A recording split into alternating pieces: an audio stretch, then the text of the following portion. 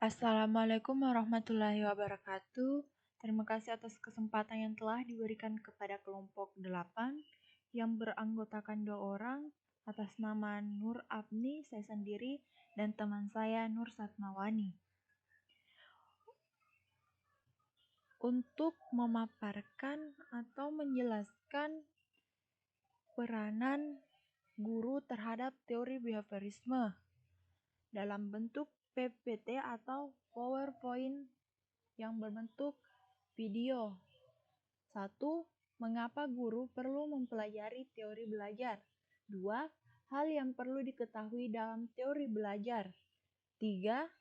Faktor-faktor yang harus dipertimbangkan ketika mengkritisi teori belajar.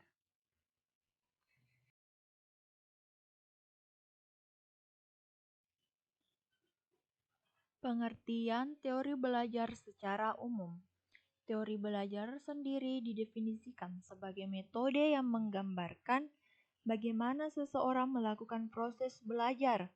Teori belajar behaviorisme sendiri merupakan teori belajar yang lebih mengutamakan pada perubahan tingkah laku siswa sebagai akibat adanya stimulus dan respon.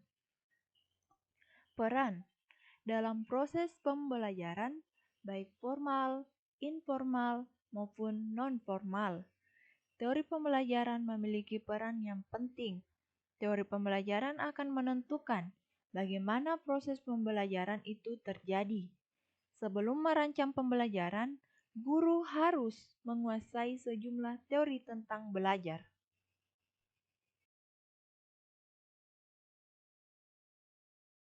Aplikasinya.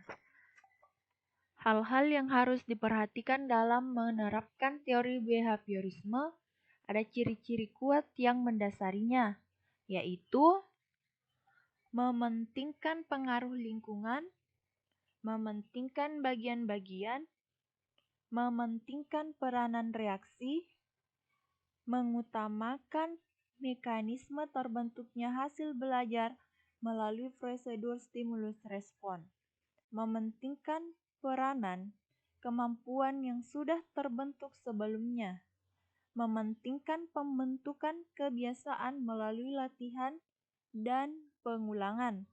Hasil belajar yang dicapai adalah munculnya perilaku yang diinginkan. Aplikasi teori belajar behaviorisme dalam kegiatan pembelajaran tergantung dari beberapa hal seperti tujuan pembelajaran, sifat materi pembelajaran, karakteristik pembelajaran, media dan fasilitas pembelajaran yang tersedia. Sampai saat ini, teori behaviorisme masih diaplikasikan dalam dunia pendidikan modern, meski harus dikombinasikan dengan teori lain, seperti teori kognitivisme. Contohnya yang paling mudah dipahami dari aplikasi teori behaviorisme adalah pemberian hadiah kepada siswa yang berprestasi karena dianggap menunjukkan perilaku positif berupa pemahaman yang baik terhadap pelajaran yang diberikan. Dalam proses belajar, banyak cara yang bisa digunakan untuk mengaplikasikan teori behaviorisme. Di antaranya, dengan memuji siswa yang memberikan jawaban benar, memberikan nilai sesuai hasil ujian, dan lain sebagainya.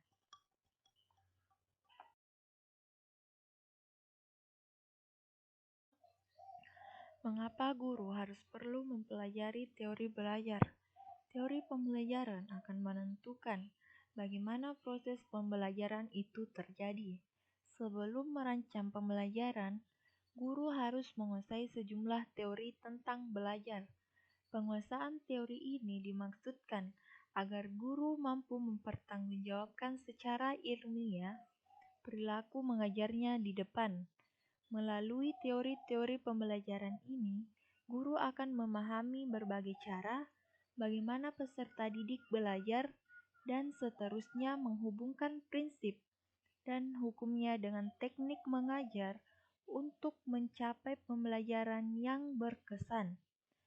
Guru yang telah menguasai teori belajar dengan guru yang belum menguasai teori belajar pastinya akan berbeda dalam cara mengajarnya. Guru yang sudah menguasai teori belajar pasti bisa menggunakan bermacam-macam metode pembelajaran terhadap peserta didiknya. Jika guru tersebut menggunakan metode pembelajaran yang tepat, otomatis proses belajar mengajar terhadap peserta didik akan lebih menyenangkan dan lebih mudah dipahami oleh peserta didik tersebut.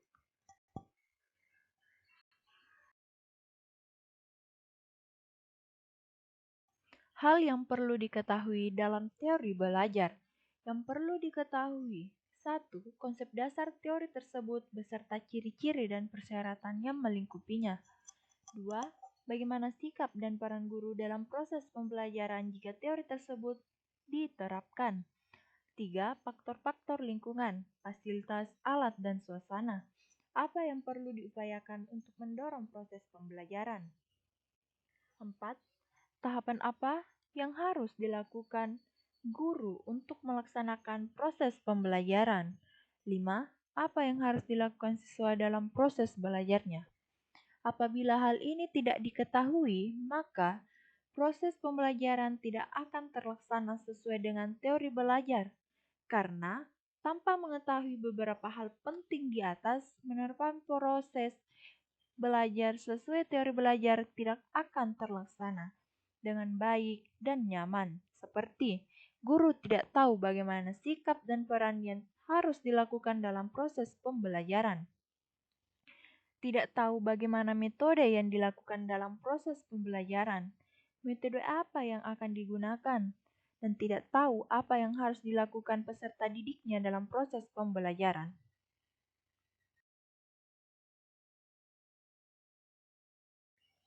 Faktor yang harus dipertimbangkan ketika mengkritisi teori belajar.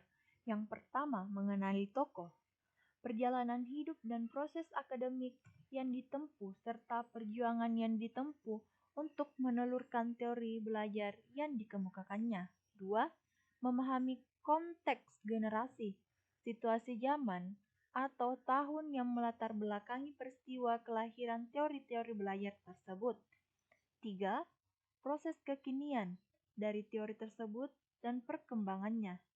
Sebelum kita mengkritik teori, kita harus mengetahui dari mana sumbernya, latar belakangnya, atas dasar apa seseorang mengemukakan teori tersebut, serta bagaimana perkembangannya dari tahun ke tahun, apakah lebih baik atau malahan sebaliknya, serta bagaimana penerapannya dalam proses belajar, dan mengetahui kekurangan dari teori tersebut.